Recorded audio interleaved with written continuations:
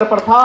हजारों हजार वर्षों से चली आ रही है और पूरी जागर प्रथा में आप देखते होंगे कि गोरखनाथ जी का स्मरण बार बार होता है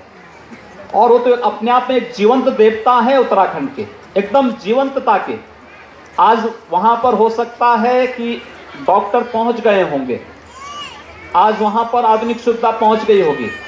लेकिन उस बात की कल्पना करिए जब सड़क नहीं थी, बिजली नहीं थी, पानी नहीं था, साधन नहीं थे, लोग पैदल चलते थे और अगर कहीं कोई बीमार होता था तो घर में जागर बिठाता था और उससे वह व्यक्ति स्वस्थ होता था। कौन सा कष्ट है, किसके कारण कष्ट है, इसके बारे में सारी बातें सामने आती थी।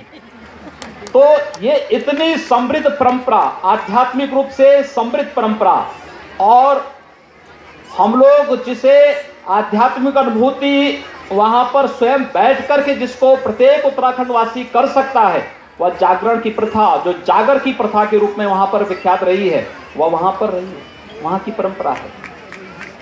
कौन भूला है बद्रीनाथ को, केदारनाथ जी को, गंगोत्री को, यमुनोत्री को, पूरे देश और दुनिया के अंदर ऋषिकेश को, हरिद्वार को।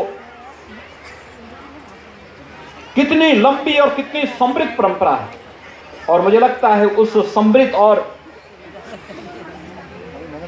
एक बड़ी परंपरा को, उस विरासत को अछूते बनाए रखने के साथ साथ उस परंपरा को आगे बढ़ाने, और मैंने आयोजकों से कहा है कि अगली बार से जब आप किसी को बुलाएंगे तो जो स्मृति चिन्ह देंगे वह बद्रीनाथ का हो, केदारनाथ का हो, गंगोत्री का हो, यमुनोत्री का हो, ऋषिकेश का हो, हरिद्वार का हो, नैनीताल का हो, रानीखेत का हो,